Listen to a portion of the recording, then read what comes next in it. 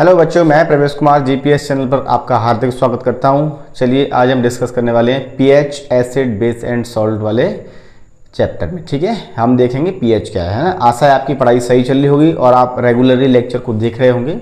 ठीक है, चलो हम शुरू करते हैं। पीएच क्या होता है ना।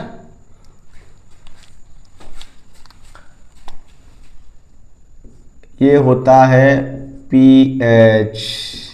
PH scale. इस पे स्केल लिखे ना,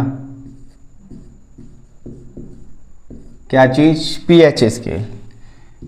ये क्या बताता है भाई, है कि नहीं।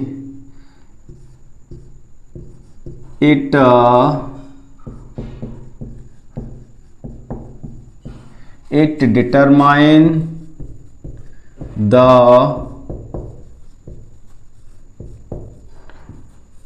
स्ट्रेंथ। ये क्या बताएगा, स्ट्रेंथ ऑफ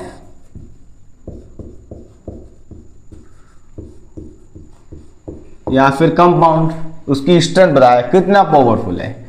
ठीक है, पीएच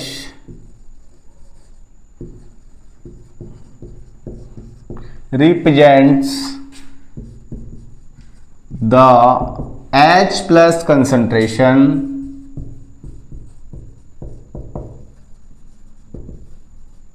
ये क्या नोट कर रहा है बेटा, H प्लस कंसंट्रेशन, किसी सॉल्यूशन में हाइड्रोजन आयन कितना है कि नहीं।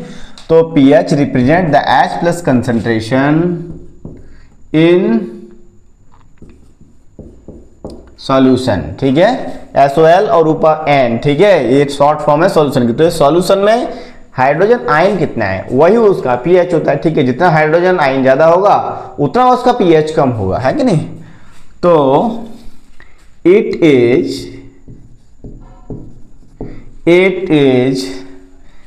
is irreversible या रेसिप्रोकल,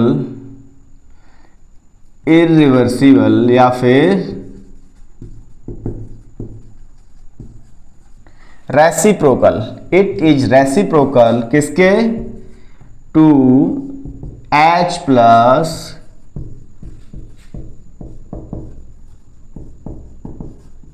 कंसंट्रेशन, यानी H प्लस कंसंट्रेशन के पीएच क्या होगा भाई, रेसिप्रोकल होगा। रेसिप्रोकल है ना।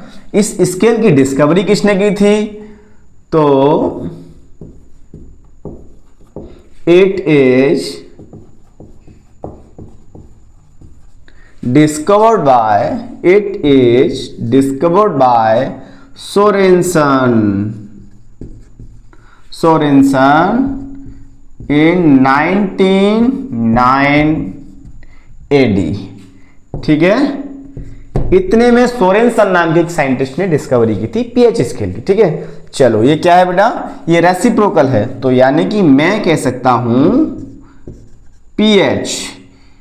पीएच में यदि पीएच क्या रिप्रेजेंट करता है, H प्लस कंसंट्रेशन। यदि H प्लस कंसंट्रेशन इंक्रीज होगी, क्या होगी, इंक्रीज हो गई। इंक्रीज मतलब बढ़ गई।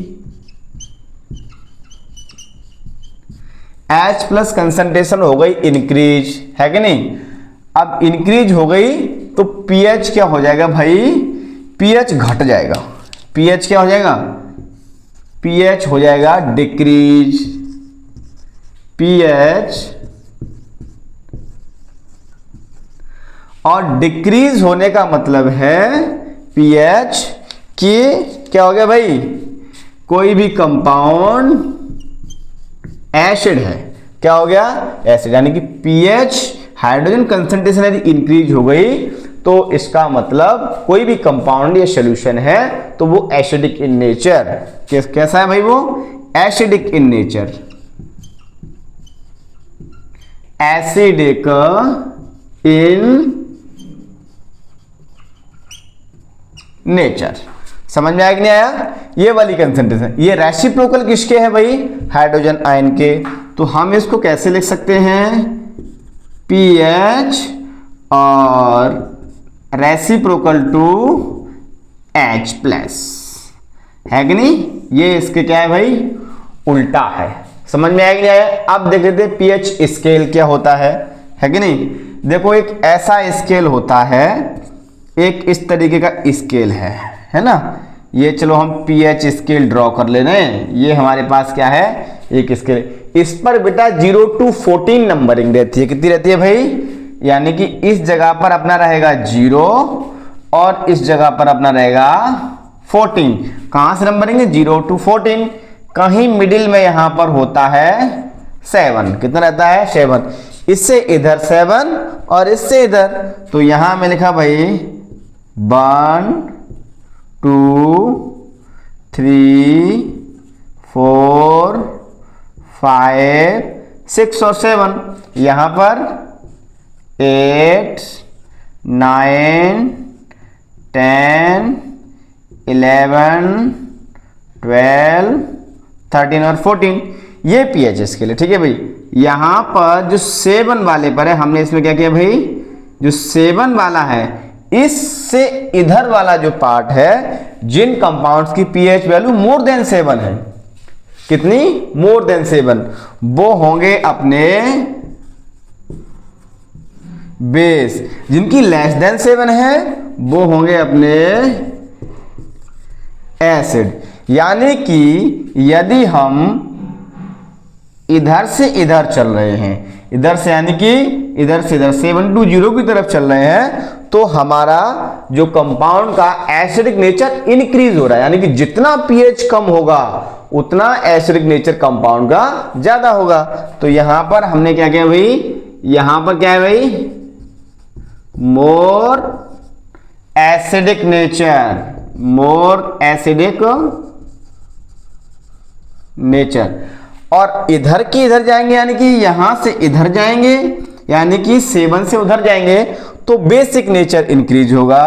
तो मोर बेसिक नेचर, समझ में आया कि नहीं आया, इधर मोर बेसिक नेचर। अब बात रही 7 की। 7 क्या रहता है, 7 बेटा रहता है न्यूट्रल। क्या रहेगा ये रहेगा न्यूट्रल। यहां मैं N लिख दे रहा हूं, न्यूट्रल का मतलब N। ठीक है, जो हमारे पास H2O होता है, H2O एक न्यूट्रल सॉल्यूशन है। H2O क्या है भाई, water is a neutral solvent. Water एक न्यूट्रल सॉल्वेंट। बिकॉज, क्यों भाई न्यूट्रल है, बिकॉज इसमें भाई हाइड्रोजन आयन की कंसंट्रेशन और हाइड्रोक्सिल आयन की कंसंट्रेशन दोनों इक्वल होती हैं। बिकॉज द कंसंट्रेशन ऑफ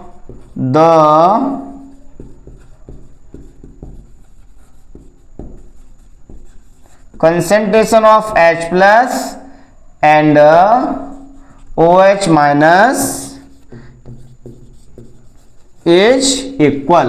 जिसमें H प्लस और OH माइनस की कंसेंट्रेशन इक्वल होगी वो न्यूट्रल होगा। ठीक है, जिसमें अनइक्वल होगी, तो जिसमें OH ज्यादा हो गया वो बेस होगा, जिसमें H ज्यादा हो गया वो एसिड होगा। ठीक है, डेली लाइफ में हमारे एसिड्स के डेली लाइफ में हमारे pH की बहुत सारे रोल हैं, है ना। जैसे कि हमारा पेट है, ठीक है, हमारा डाइजेशन सिस्टम है, हमारे स्टमक में डाइजेशन एक कांस्टेंट pH पर होता है। ठीक है, यदि एसिडिटी इंक्रीज हो गई तो इंडाइजेशन प्रॉब्लम हो जाएगी और डिक्रीज होगी तब भी प्रॉब्लम हो जाएगी।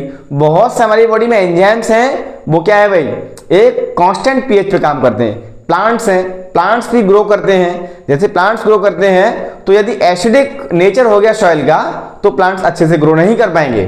ठीक है, तो यानी कि डेली लाइफ में हमारे pH के बहुत सारे यूजेज हैं और ये आपका क्या होता है, pH होता है। ठीक है, चलिए आज आपका चैप्टर का हो गया एंड। क्या हो गया, आपके चैप्टर का एंड हो गया। नेक्स्ट डे से हम अगला चैप्टर पढ़ेंगे, मेटल एंड नॉन मेटल। ठीक है, चलिए आज के लिए इतना ही काफी। Thank you for watching.